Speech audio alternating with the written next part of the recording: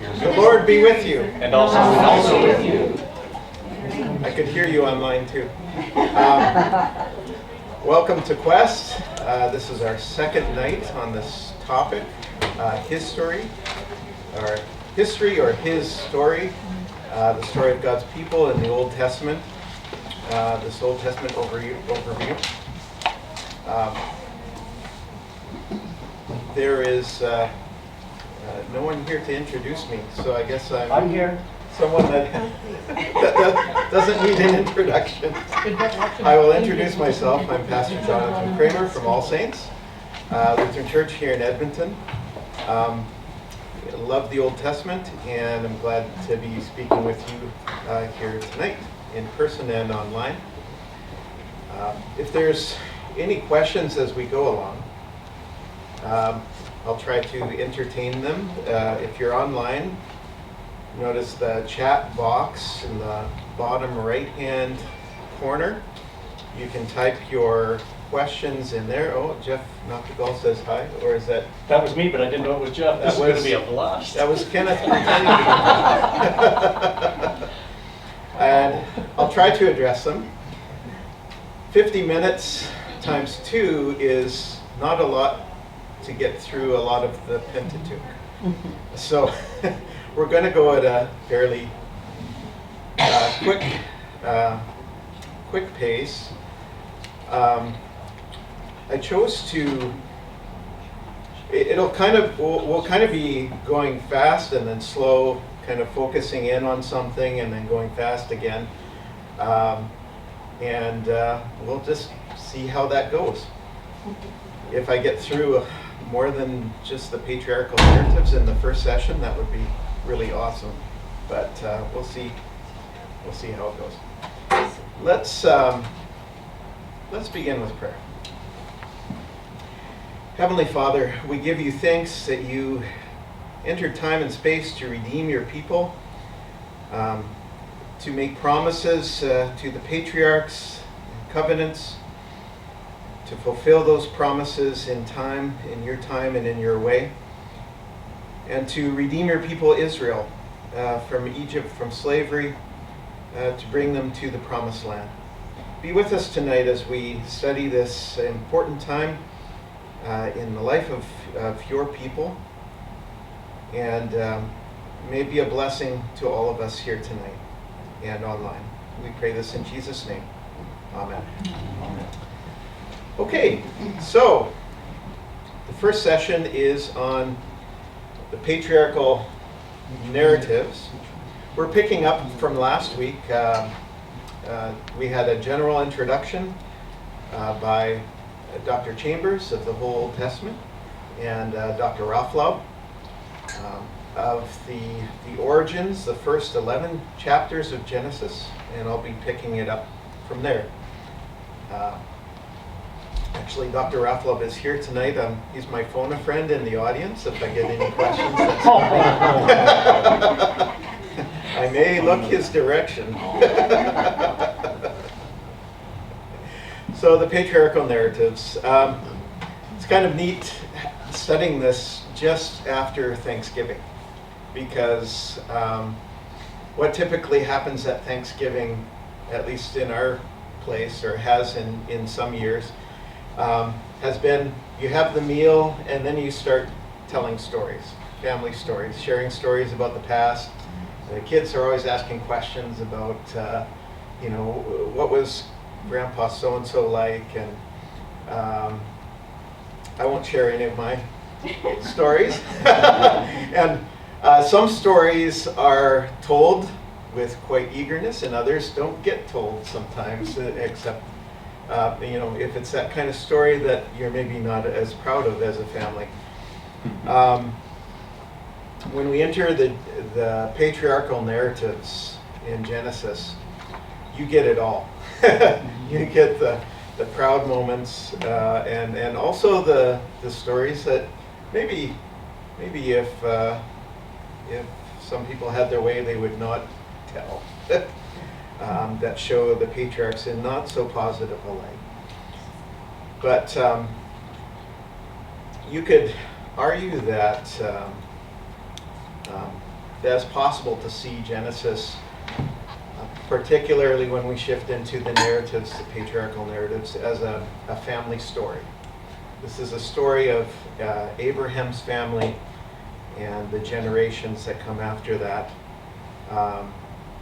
And Genesis actually traces down through a particular line in the family of God. You can see this in the structure of the book, actually, and I think Dr. Raaflaub touched on this last week. If you look at the whole book, there are reoccurring phrases at the beginning, at certain important junctures.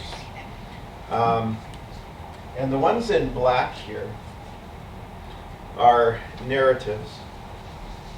The ones in red are genealogies.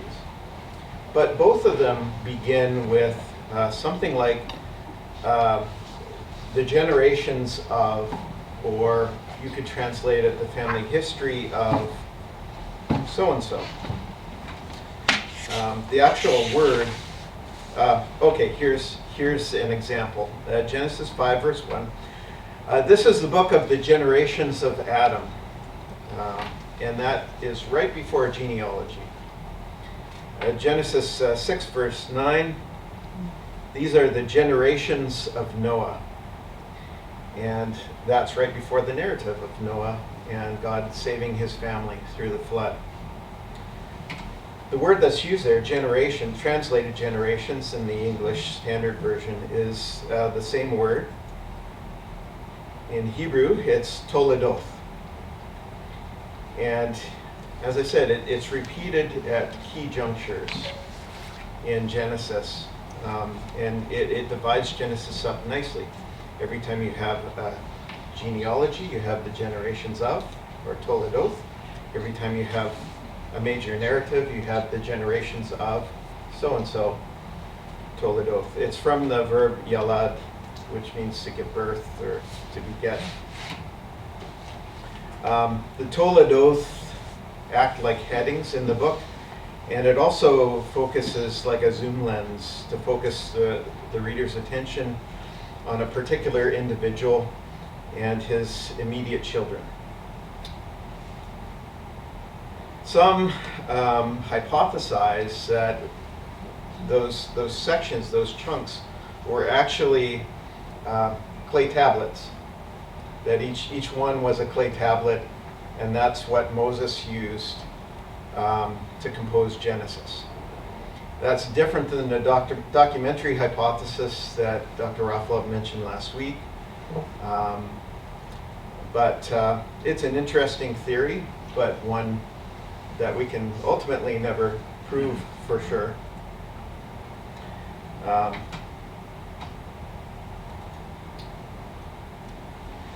Also, a key word in Genesis that gives it that flavor of family history, not just the generations of, but the genealogies in the family stories, but also the repetition of a particular noun, zera, which means offspring or seed. We encountered this last week in Genesis 3. This is when God is speaking to the serpent, and he says, I will put enmity between you and the woman, between your offspring and her offspring. He shall bruise your head, and you shall bruise his heel. And so the word there is zera, or seed. It's translated in the old, I put the King James Version up there because that they translated it more literally at that point. The word does mean seed in many cases. It's a word that repeats again and again in Genesis, offspring or seed. In fact, it occurs 170 times in the Old Testament. In the rest of the Old Testament, 59 times in Genesis. So it's quite a theme, and it's a theme especially because of this promise embedded in the curse of the serpent. We called it the proto-evangelion last week, the first gospel being spoken, that the offspring of Eve a descendant of Eve, will crush Satan's head, serpent's head, while being wounded. So it's all about offspring, the one who is to come.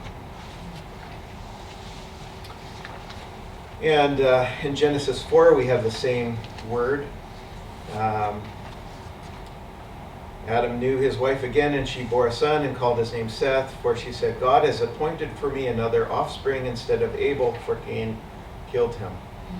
Is Eve expecting that this is the one that God promised, the offspring, the seed? And then Abram, he's very concerned with offspring because of God's promise to him. That same word Zerah is used in this context in Genesis 15. And Abram said, behold, you have given me no offspring, and a member of my household will be my heir. So, family history. The patriarchal narratives, and by patriarchal narratives we're talking about Abraham, Isaac, and Jacob. Although you could kind of put an asterisk and put Joseph in there, because a good chunk of the end of Genesis is about Joseph and about his adventures planned for him by his loving family. God, in fact, is often identified in Scripture as the God of Abraham, Isaac, and Jacob. That's who he's known as. And these are the ones through whom God is carrying out his promises, making new promises to them, and carrying out his promises that were made to Eve in the beginning. Interestingly, though, we just talked about the Toledoth, the generations of.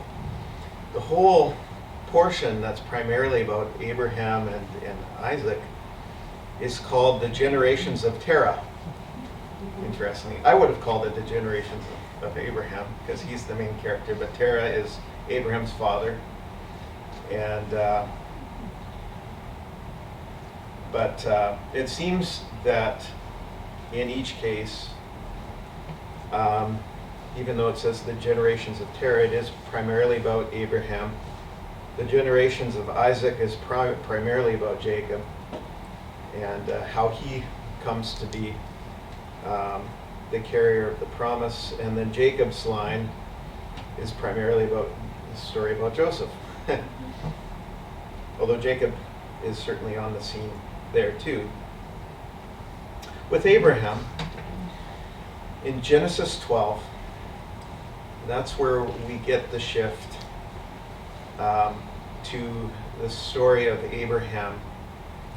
We've shifted from Genesis 11, a story of humanity and the confusion of languages at Babel, to one particular family. Out of all, it goes from the universal to a more specific focus on one family, the family of Abraham. This is set up, backing up into chapter 11, verse 27 and following. The whole thing's set up by talking about Terah, Abraham's father, and there we find out immediately that Sarah is barren. So she's not able to have children. And it's thrown out there right at the beginning.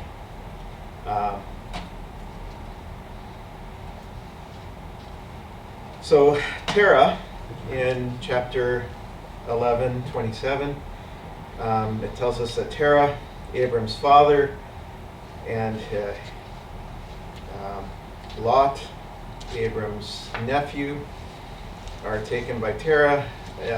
They set out from Ur to Haran. This is a picture of Ur and the prominent ziggurat there.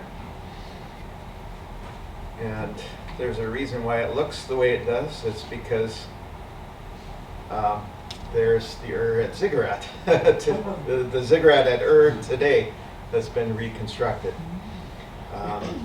I'm not sure how it has fared with everything that's going on in Iraq. Have you heard anything? Yeah, you just never know nowadays with archaeological sites and ISIS and wars and conflicts. But as far as I know, you could still visit that if you wanted to go to Iraq. The world. Maybe not. Wait. So they travel from, it's Terah that picks up the whole family and they move to Haran. And where is Haran, you might ask? Well, here's my pointy green arrow. Okay, so can you see that? Those who are here? There's down here. Just for reference, here's Babylon.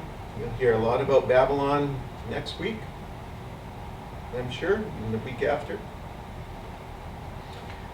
Nineveh, you might be familiar with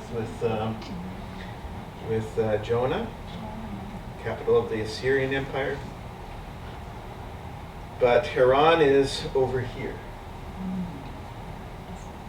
Now, even if Terah hadn't gone that direction with Abram and his family, even if God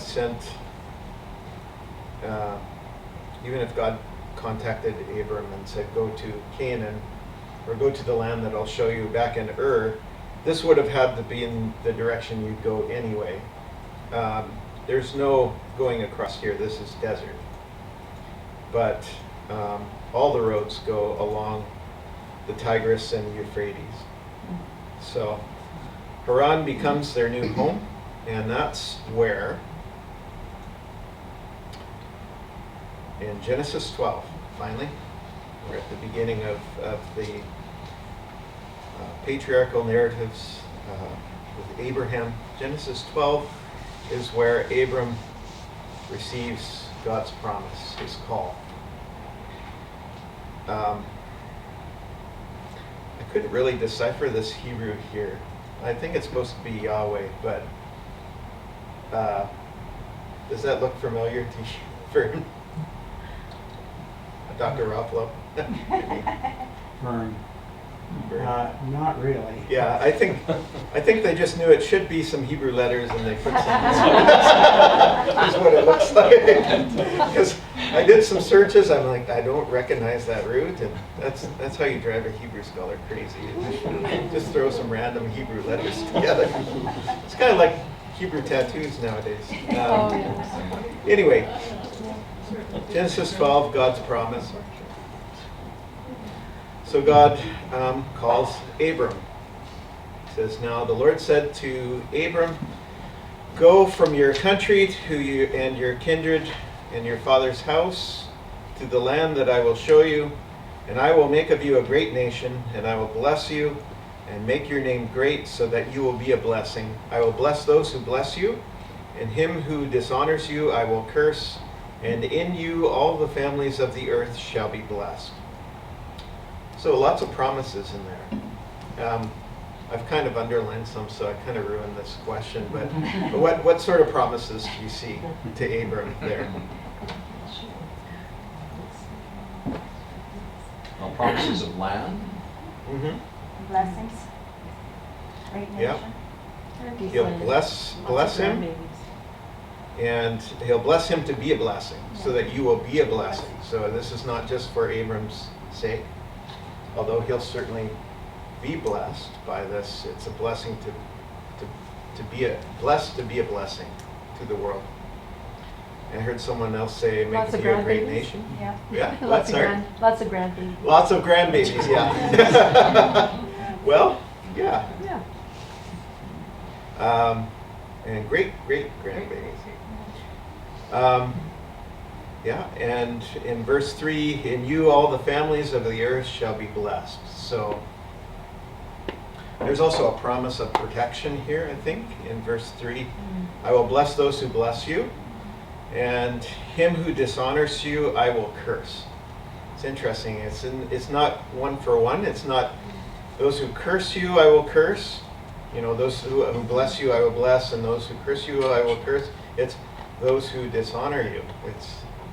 The trigger is a little finer on that side of the equation, that all they need to do is dishonor Abram and God will curse them. It doesn't have to come to cursing. So God is going to watch out for Abram.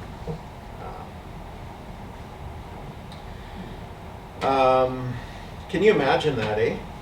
I mean, we can imagine it a little bit more today, because when we move, we go to a place and we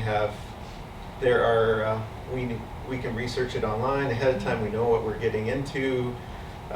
We maybe even look at houses on the market, the hospitals and schools and everything.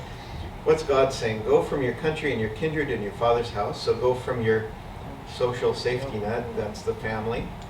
There's no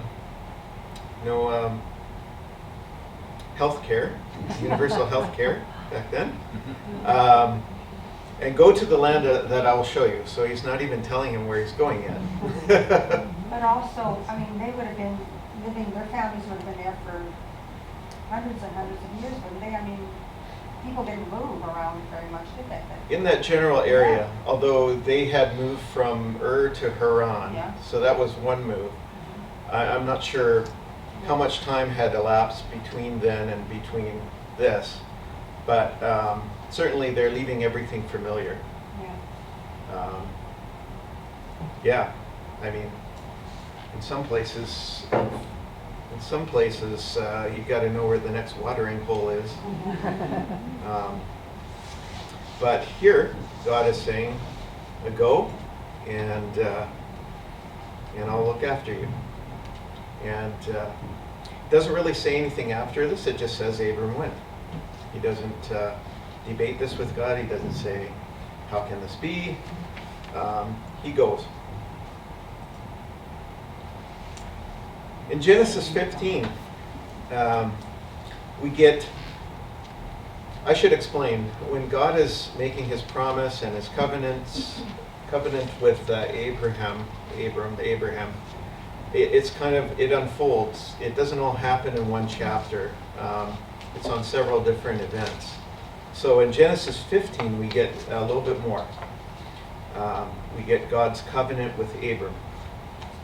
So Yahweh comes to Abram in a vision, and Abram's starting to complain now because he's childless. He doesn't have a child yet. Eliezer of Damascus would be the one who would be his heir, and he's not of his house. But Yahweh affirms his promise. He says, "Your very own son shall be your heir." Then he brings him outside and shows him the stars and asks him to number them.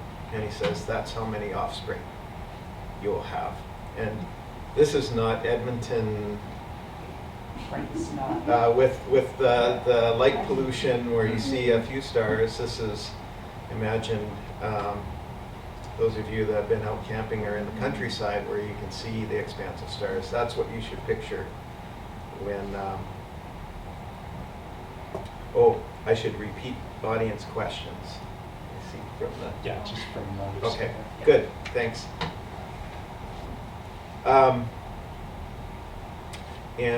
So God says, as many as you can count here of the stars, that will be your offspring. And then 15 verse 6, he believed the Lord and he counted it to him as righteousness.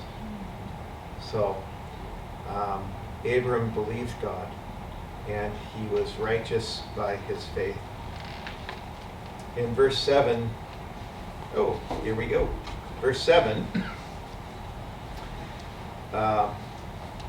God says to him, "I am the Lord who brought you out from Ur of the Chaldeans to give you this land to possess."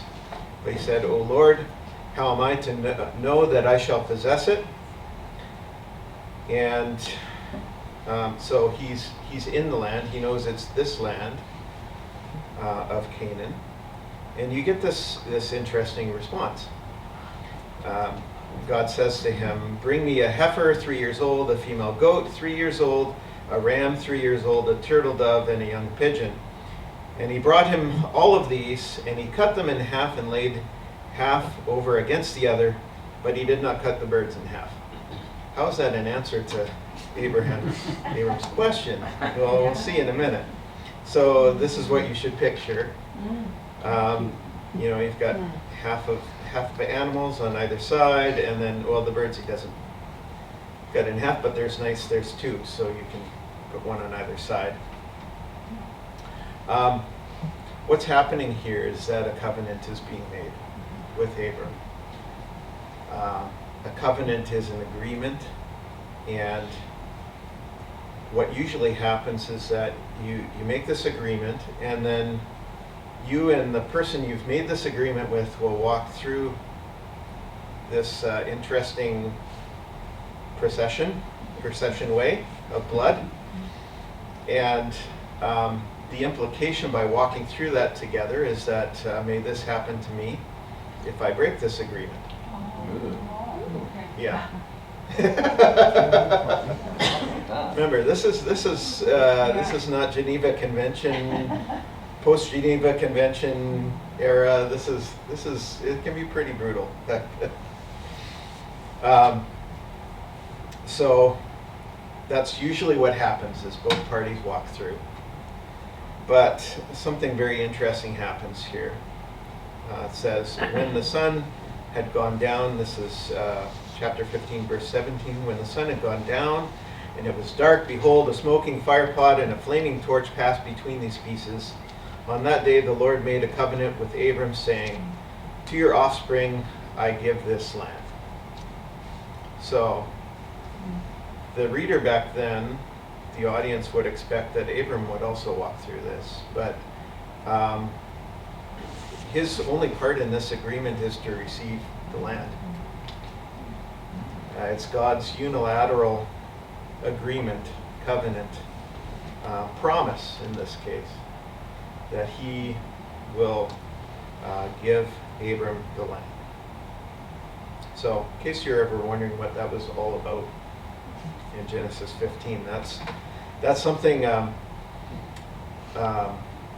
when you're reading the Old Testament, we don't live in the same time and culture as they did. There are certain things they assume you understand that Moses understood when he's writing this, that he would expect the reader to understand, or the hearer to understand. And so that's where study and archaeology, looking at other texts, helps us to understand the context and to bring light to some of these passages that otherwise might be kind of odd. So it's wonderful here. God makes a promise to Abraham. Makes a covenant. In Hebrew, that's berith. It's an agreement. Stipulations are part of the covenant.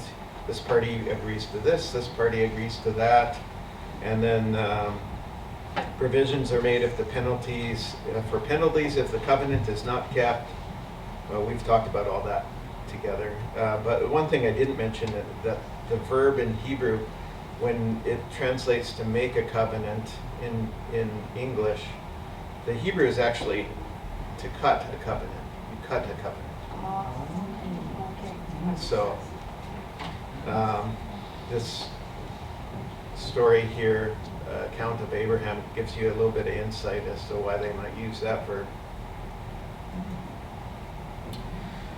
Genesis 17, further unfolding.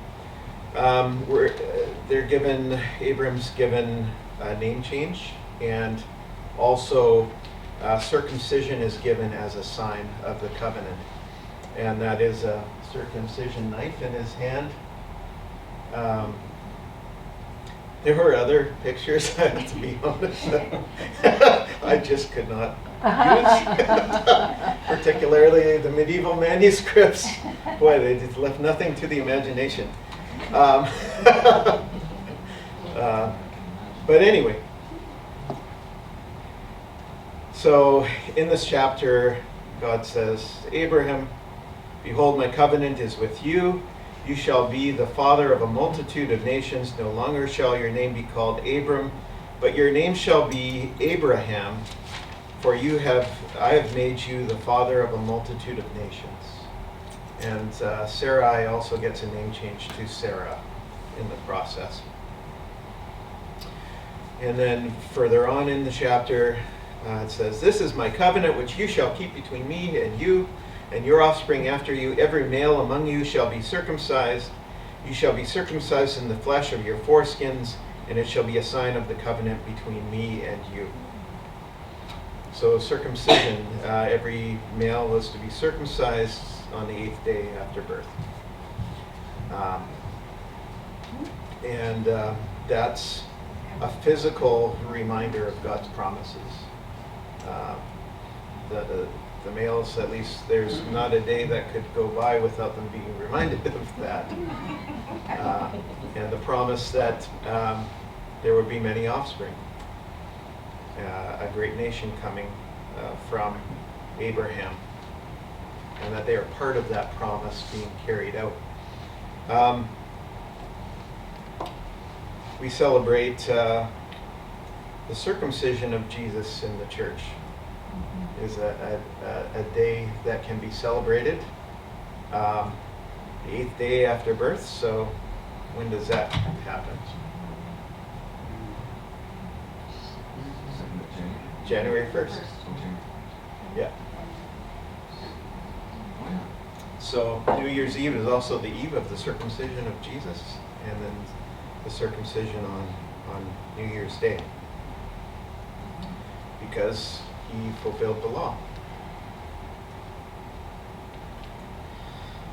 Okay, challenges to the promise to Abram.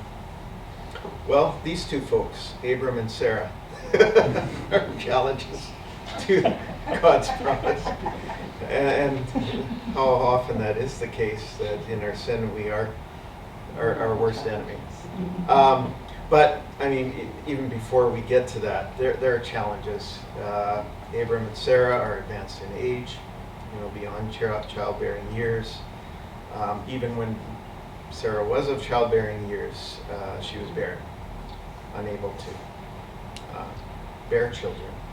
So when she bears a child, there is no doubt that this is God at work. This is God fulfilling his promises.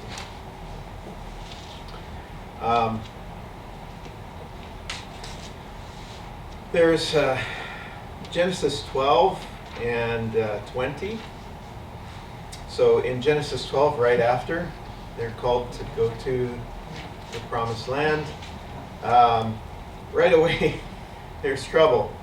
And so in Genesis 12 and 20, both, Sarah's taken into the house of a foreign king. Why is this a challenge? Well, it's supposed to be a child by Abraham, not by anyone else. And Sarah is passed off as Abram's sister, which she is related, but the fact that they're married is something that is not mentioned. And so there's plagues that fall upon the house of Pharaoh in Genesis 12, and then King Abimelech in Genesis 20. So God makes sure things get rectified and back on course again. In Genesis 20, all the wombs of the women in Abimelech's house are closed. There's no children being conceived, as long as Sarah is in the house. And then she gets restored to Abraham, and they're back on track again. Other challenges. Well, Genesis 16, the incident with Sarah and her maid Hagar. Here Sarah is getting impatient. She's concluded, well, God's not going to keep his promises. He's closed my womb. And so she says, she gives her Egyptian servant Hagar to Abraham, and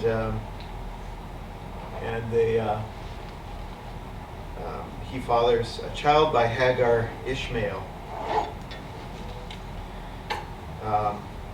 So this is a case of Sarah and Abraham not trusting in God for his promises to be carried out. So they're going to make them happen in their own way, which is going to cause problems further down the line too.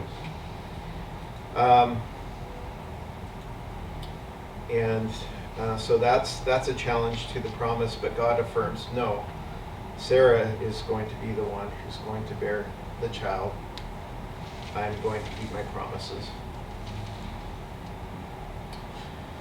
And then there's a couple places where both Abraham and Sarah laugh at the promise to Abraham. In Genesis 17 still, with the covenant of circumcision. Just after that, Abram's kind of says, well, I've got Ishmael, why don't you just use him? And God reaffirms his promise, I will establish my covenant with Abraham, with Isaac, or is the child from Sarah, as an everlasting covenant for his offspring after him. And then Sarah, of course, also laughs in chapter 18. There's this wonderful response of God to this. When Sarah's confronted with this, God says, is there anything too hard for the Lord? And of course the answer is no. And he's going to prove it. Okay, I'm galloping along. Any questions so far online or? Yes, in the back.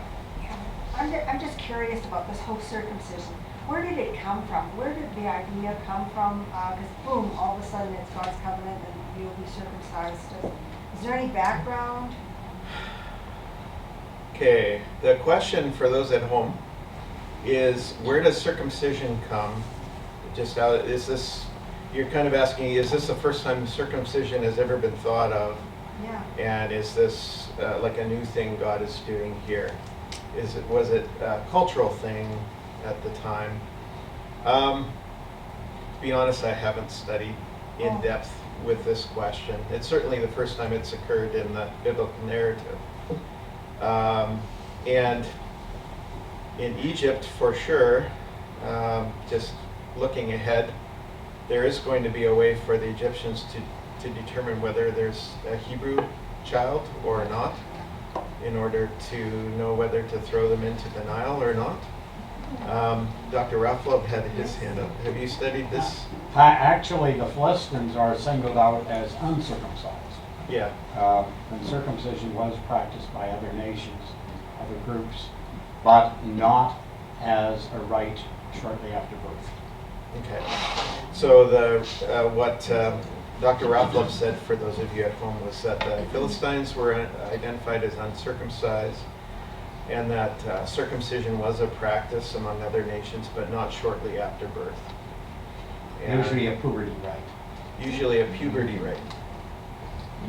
Okay, which seems far worse. Yes. I mean, Abraham was no spring chicken when he was circumcised. But anyway, yeah, it is a curious thing, eh? And it's male circumcision. Some Muslims, sects, I think, circumcise women as well. But that's a different thing altogether. Okay. Well, question here. You mentioned back at the beginning that there was a theory that Moses might have written the Pentateuch on clay tablets. In our exegetical class so far, we've all been presented with papyrus documents and those on vellum. So has there been any fragments of clay tablets found that have writings of Bible verses on them? Or? That's a good question, but I might have misspoke, or you might have misheard me. The question for people at home was with the clay tablets and Moses' use of those. Did Moses write on clay tablets, and have Bible passages been found on clay tablets? What I meant to say was the theory is that Moses was the recipient of clay tablets, and that each of the Toledoth formula indicate a new tablet. So picture a stack of tablets. Wherever it says Toledoth, you have a new tablet. So how did Moses know about Abraham? How did Moses know about Isaac? Was this oral history? Was this that he's writing down? Did he receive clay tablets? That's the question. That's one hypothesis. Did he receive special revelation about all of these events? And so that's as for Bible passages on clay tablets, I'm not sure. I have a reproduction of one that's got a receipt for beer.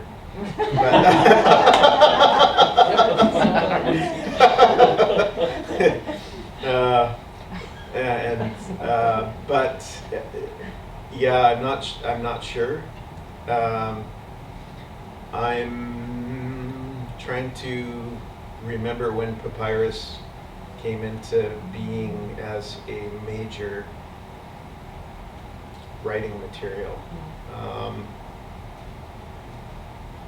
It would be, papyrus would be likely much later, but anyway, it comes out of Egypt.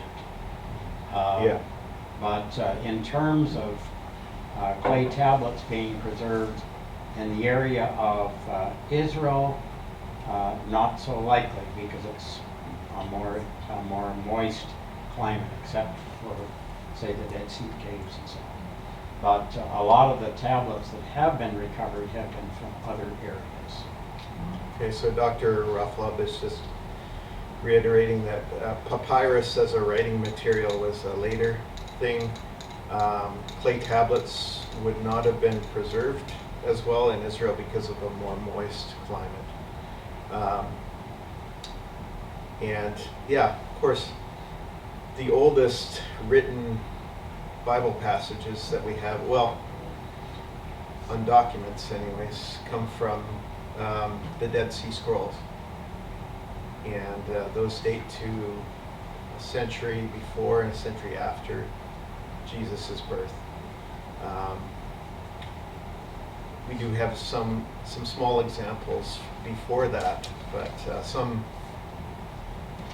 yeah. I'm searching for information that's not in my head anymore.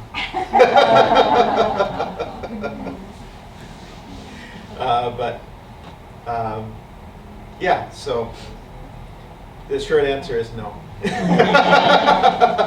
Your wife is throwing you something on your check. There's something on Jim from Janice. Yeah. Hi, Janice. 2000 BC. Janice is my lifeline too. I'm not sure what. Might be a reference. Oh, to it papyrus. might be in reference to circumcision. Oh. Maybe papyrus. She's Because talking papyrus about did come out of Egypt. Oh, papyrus, yeah. Nope. Okay.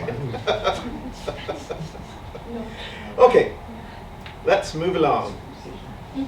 So, Genesis 21, God fulfills his promise. Isaac is finally born. Abraham and Sarah have been waiting and waiting and waiting, been impatient, but God fulfills his promise in his time and in his way. But there is another challenge that comes after the birth of Isaac. Genesis 22, the sacrifice of Isaac. And maybe you haven't thought about this, or maybe you have, but as heart-wrenching as it is to think about sacrificing your own child, which is what God asks Abraham to do, think also what that means about the promise that God has made. God has made this promise. He's given you a child, and now he's asking you to sacrifice it. But Abraham does obey. But he does also have faith that God will keep his promises. Abraham has learned a few things by now. In verse 7, and Isaac said to his father Abraham, my father, and he said, here I am, my son. He said, "Behold, the fire and the wood, but where is the lamb for the burnt offering?" Aha. Something's down. It's getting a sinking feeling. Something's missing. Abraham says, "God will provide for himself the lamb for the burnt offering, my son." And so they went both of them together. So if you remember that account, Abraham is just about to sacrifice Isaac as God had asked him to, but an angel of the Lord stops him, and a ram is provided. A ram gets caught in the thickets and is provided for the sacrifice.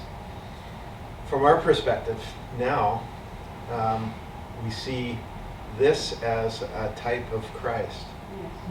God himself sacrifices his own son.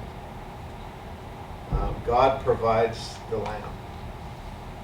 His own son, the Lamb of God, who takes away the sin of the world. This whole event is not just testing Abraham, but providing us a picture of what is to come.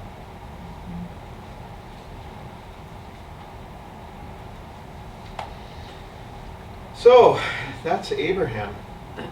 We spend a lot of time on Abraham because the foundation of everything is kind of built on Abraham, and the patriarchal narratives just kind of play out from there. How's the God's promise going to be kept in the next generation? There's Isaac and Rebekah, and I have like father, like son, and there isn't a lot of time spent on Isaac actually, but what we do get is Rebekah is barren, just like Sarah. And there is an account also of Isaac and Rebekah in a foreign land, and Rebekah being passed off as Isaac's sister. That sound familiar? And being taken into the house of a foreign king, and God, in this case, there aren't plagues that are sent, but the king Abimelech sees Isaac and Rebekah carrying on and says, "Why didn't you tell me it was your sister? She was your sister." And King Abimelech has learned too from the last encounter. Then we get to the next generation. We have Jacob the wrestler, I call him, or you could call him Jacob the trickster, and Genesis 25 and following. And here's the best picture I could find of Jacob and Esau wrestling in the womb. They're wrestling in the womb. Esau's the hairy one, of course. And this is actually written in Hebrew. Yaakov is Jacob. He's got Esau's heel. He comes out grasping on to Esau's heel. So this is where the wrestling starts between Jacob and Esau, and later Jacob and God. They were womb mates. Yeah, they're womb mates. Dr. Raaflaub says. That's enough from the peanut gallery. Well, by the way, Sunday school teachers, this was touted as a craft for Sunday school. I like the googly eyes. So, Genesis 25, Jacob's got his eyes on the birthright. He's not the most athletic sportsman. He's the smooth-skinned one that stays at home. Esau goes out hunting. Esau comes home one day and he's starved. Jacob's made a nice broth and stew, and Esau sells his birthright to Jacob for a bowl of stew, which tells you something about Esau too. He doesn't have his eyes on the future like Jacob does. And then, of course, in Genesis 27, we have that famous account where Jacob impersonates Esau. he puts on Esau's clothing so he smells like him, and puts lambskin on his arms so his arms are hairy. So if Isaac checks, and Isaac has lost he has dim eyesight, so he passes himself off with his mom's help as Esau to get the blessing, which Esau had already sold to him anyway. But so Jacob receives the blessing. He will be the one now through whom God carries out his promises. And this is again an interesting turn of events. You know, the barren women bear children. The younger gets the older's blessing. God is choosing his way to carry out his promises, and it's in the most unlikely ways.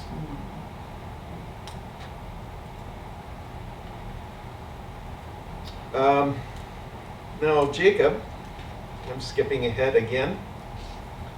You've got Jacob meeting Leah and Rachel, and here's a case where Jacob the trickster gets tricked by his father-in-law Laban. He works for 7 years for Rachel's hand. Rachel is the younger daughter. But Laban passes Leah off as as Rachel. So Jacob, who tricked Isaac, now gets tricked himself and has to work another 7 years to earn Rachel's hand. But Jacob then pulls a trick on Laban in the end and comes out nicely with the sheep. But skipping ahead again. So we've got Jacob married to Leah and Rachel. In Genesis 32, Jacob wrestles with God. I called Jacob the wrestler. He was wrestling with Esau over the birthright. In Genesis 32, he wrestles with God. And this is where he meets this man, and it says, a man wrestled with him until the breaking of the day. When the man saw that he did not prevail against Jacob, he touched his hip socket, and Jacob's hip was put out of joint as he wrestled with him. Then he said, let me go, for the day has broken. But Jacob said, I will not let you go unless you bless me. And he said to him, what is your name? And he said, Jacob. Then he said, your name shall no longer be called Jacob, but Israel, for you have striven with God and men and have prevailed. Then Jacob asked him, please tell me your name. But he said, why is it that you ask my name? And there he blessed him. So as for, this is actually God he's wrestling with, who changes his name to Israel. And it is foreshadowing of things to come. The children of Israel striving with God, wrestling with God. And we'll see that carrying out in the next session on the Exodus especially. So this is key event. So Israel means to strive with God. And they certainly do that in their history. So Jacob has children, many children. He has children with Leah, the first three, Reuben, Simeon, Levi, Judah. Then Rachel can't have children. She's barren. And so she gives Bilhah to Jacob to have children, and then you get Dan and Naphtali. Then Leah, not to be outdone, gives her servant Zilpah to Jacob, and he has Gad and Asher. Then Leah's able to have more children, and she has Issachar and Zebulun. And then finally, God opens Rachel's womb, and she has Joseph and Benjamin.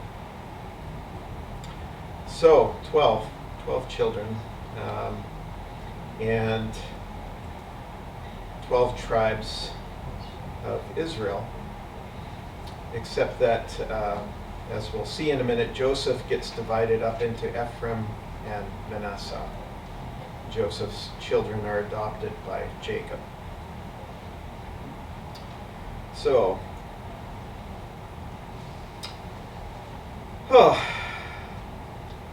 okay, another couple minutes and we'll take a break. So Genesis 37 and following really till the end of the book is about Joseph's adventures. He's an unlikely hero, it says on my original PowerPoint, not unlikely hero. Well, this is a pretty funky coat he's got there. Yeah, he's got his Technicolor, his coat of many colors. So I just about started to, we could sing a few tunes from that. It's not terribly great as a recreation of the biblical narrative, but it's got nice music. So coat of many colors. Joseph has a dream.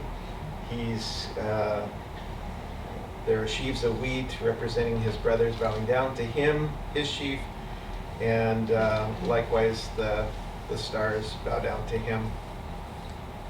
And of course they sell him into slavery, and he ends up through various events, namely being accused of something he didn't do with Potiphar's wife.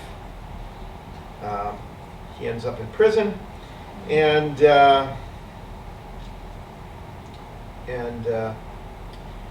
interprets dreams of his fellow inmates, the baker and the butler. And Pharaoh hears about his ability to interpret dreams. Pharaoh's got a dream that's been troubling him, a dream of 7 fat calves, 7 cattle, fat cattle, being followed by 7 cattle that are not looking so good, and they swallow up the 7 fat cattle. And similarly, the 7 grains, grain stalks being followed by the parched grains. And Joseph interprets this. He says there's 7 years of plenty coming and then 7 years of famine. And the Pharaoh rewards him for this. Oh, there's some cattle from a tomb in Egypt. Pharaoh rewards him. He puts him in charge of the land of Egypt. Genesis 41, verse 42, then Pharaoh took his signet ring from his hand and put it on Joseph's hand, and clothed him with garments of fine linen, and put a gold chain about his neck, and he made him ride in his 2nd chariot. And they called out before him, bow the knee. Thus he set him over all the land of Egypt. Moreover, Pharaoh said to Joseph, I am Pharaoh, and without your consent no one shall lift up his hand or his foot in the land, all the land of Egypt. So Joseph goes from slave to overseeing all of Egypt for Pharaoh. And he puts in, he's a good administrator. They store the grain from the 7 bountiful years, so that they have plenty to make it through the famine. And that's what brings Jacob and his brothers down to Egypt again. And there's a lot to say about that event, but I'll just give you the summary from Joseph's mouth. So after Jacob dies, they're worried that Joseph is going to take out his years of pain on them. So they bow down before him and say, behold, we are your servants. But Joseph said to them, do not fear, for am I in the place of God? As for you, you meant evil against me, but God meant it for good, to bring it about that many people should be kept alive as they are today. So do not fear. I will provide for you and your little ones. Thus he comforted them and spoke kindly to them. So he forgave them. And he saw that God indeed can work good out of evil. And that's kind of the summary of that whole event. God, in a miraculous way, provides for his people, provides for his promised ones, the ones through whom he will carry out the promise. And they end up moving to Egypt, settling in Goshen, which is this is the delta in Egypt. Here's Cairo down here, the Red Sea. This is Jerusalem and Israel over here. So there's a famine in Canaan. They end up in Goshen, and they survive the famine in that way too. Oh. We'll pick up the Hyksos another time after the class, after the break, I should say.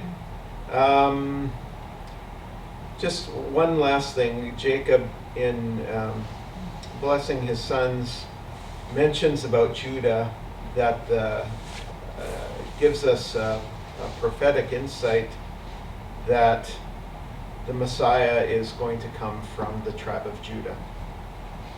He says, in particular, verse 10, the scepter shall not depart from Judah, nor the ruler's staff from between his feet, until tribute comes to him, and to him shall be the obedience of the peoples. And Genesis ends with the sunset in Egypt on the Nile, and they're all enjoying the prosperous life there, being blessed because Joseph is in a good place in government, and but are those storm clouds on the horizon?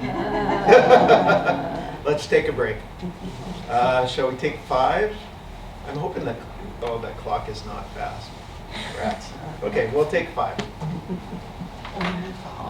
Okay, I think we're back. We're back. Oh, Exodus, everybody.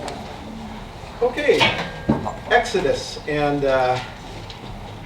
when I started preparing for this, I prepared for Exodus, and then saw the ad, and it had Exodus, Leviticus, Numbers, Deuteronomy. So expanded it a little bit, but there are a few patterns that emerge in that whole section of the Pentateuch. So I kind of did it by theme. I know we're kind of galloping here, and this is where there's benefit to this, because you need to look at each tree and get the detail, which we tend to do in Sunday morning Bible study and in sermons. We're looking at the trees.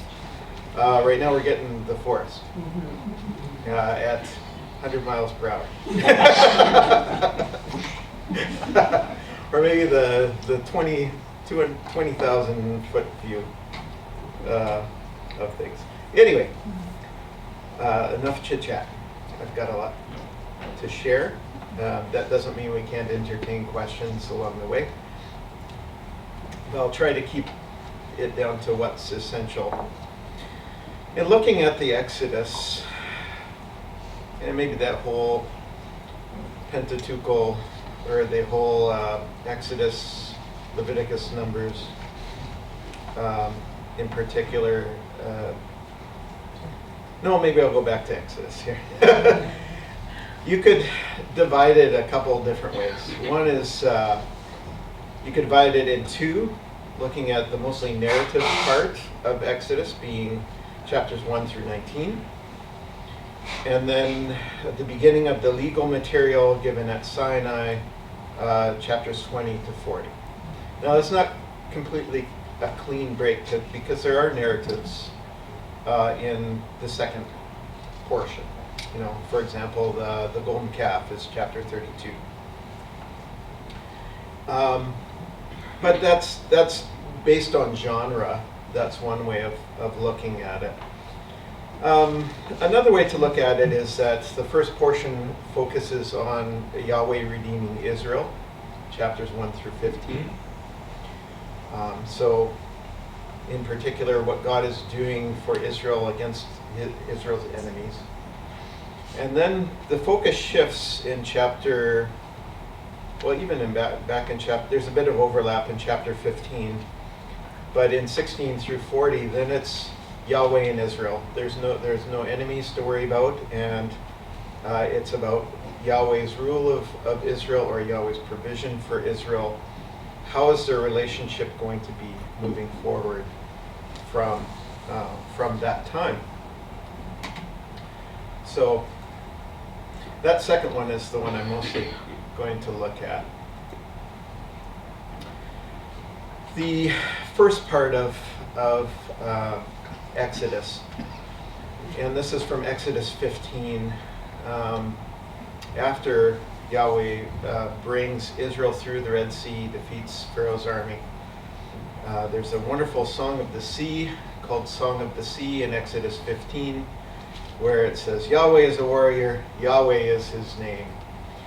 And some scholars have picked that up as a major theme in the Old Testament, is Yahweh as divine warrior. And certainly it's biblical, it comes right from that description of what Yahweh has just done. And you could say that's a major theme in the first part of Exodus. There's a conflict between Yahweh and Pharaoh, or Yahweh and the gods of Egypt. And Exodus chapters 1 to 2 set the scene. Actually, you could even say Genesis sets the scene for this conflict. The end of Genesis is actually repeated to some extent in the first few verses of Exodus, and we get a picture of what's happened between the time of Moses and the time of Joseph. Verse 7, but the people of Israel were fruitful and increased greatly. They multiplied and grew exceedingly strong, so that the land was filled with them. So what's happening? God is keeping his promise to Abraham. But this is causing problems for Israel, because not everybody is thrilled with this population boom. Verse 8, now there arose a new king over Egypt who did not know Joseph, and he said to his people, behold, the people of Israel are too many and too mighty for us. Come, let us deal shrewdly with them, lest they multiply, and if war breaks out, they join our enemies and fight against us and escape from the land. Therefore they set taskmasters over them to afflict them with heavy burdens.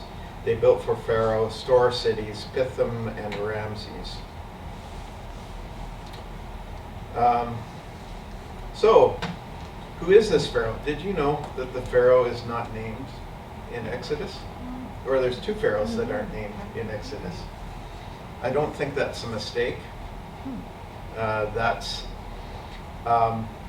probably one of the greatest insults to a Pharaoh, is not to mention his name. He's not mentioned. He's not going down in history in any respect. When pharaohs, when kings in that day they would often set up monuments and boast of their accomplishments. They'd have these big lists behind their names. This is Pharaoh so-and-so who conquered this kingdom and that kingdom, and their name was very important to them. But the Pharaoh is not named. But that presents a problem for us, for dating. And so, because the Egyptian chronology, it's not perfect, but it's fairly good. So we have a question: what is the date of the Exodus? Scholars have settled mainly in two different camps. Maybe there's always someone that tries to come up with something different that I'm not familiar with, but the main two camps are for an early date of 1446 BC and a late date of 1250 BC. Now, the biblical evidence favors the early date. And That's based on two passages. One is at the account of Solomon building the temple. 1 Kings 6 verse 1, Solomon began to build the temple 480 years after the Exodus, the 4th year of his reign.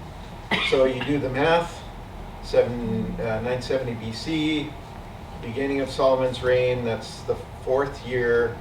His 4th year would be 966 BC, and then 480 years before that is 1446 as the early date. Remember, this is BC, so the large number is the earlier one, the earlier date. Here's also Judges 11, verse 26. Judge Jephthah in about 1100 BC boasts to the Amorites that Israel has been in the land for 300 years.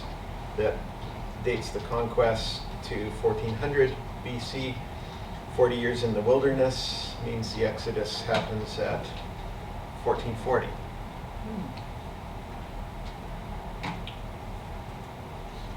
So it's settled, right?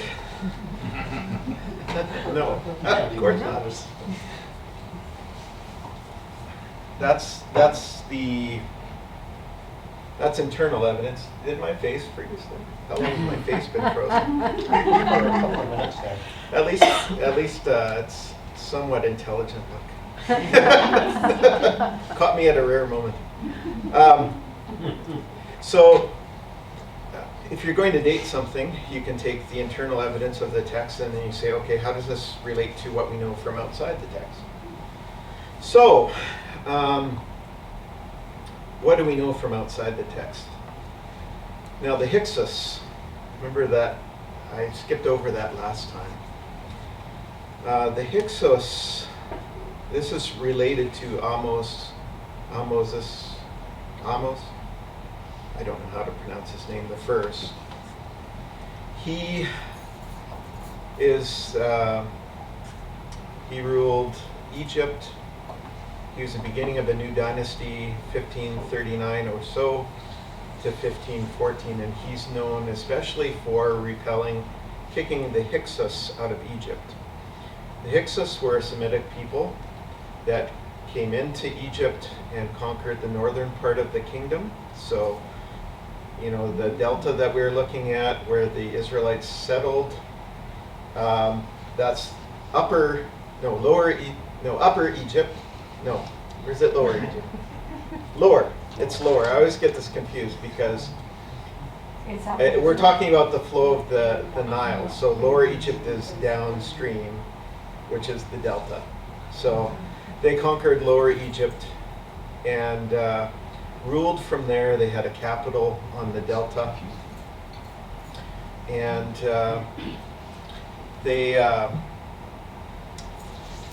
I brought it up in the last portion when we were talking about Joseph because, you might wonder, why would an Egyptian king take a Semite and put him as second in the kingdom? Well, he could do that if he believes God is with him and that, but there could also be a cultural thing. Are the Semites in control of Egypt? Would he be comfortable as a Semite, someone from outside, putting him in second in command? There's been questions about that and the dates and how that all lines up. So Moses the first, he was the one that repelled the Hyksos from Egypt. So when you begin the book of Exodus and it says now there's a new Pharaoh that didn't know Joseph, now who might you expect that to be if you're looking at the history of Egypt? It could be Moses the first. Problem is we're about 100 years out here. But saying that, I think there's evidence that they didn't completely repel all of the Hyksos. They repelled he defeated the Hyksos leadership. That didn't mean all the Hyksos people, the Semites, left Egypt at that time. They're naturally not well loved by the Egyptians.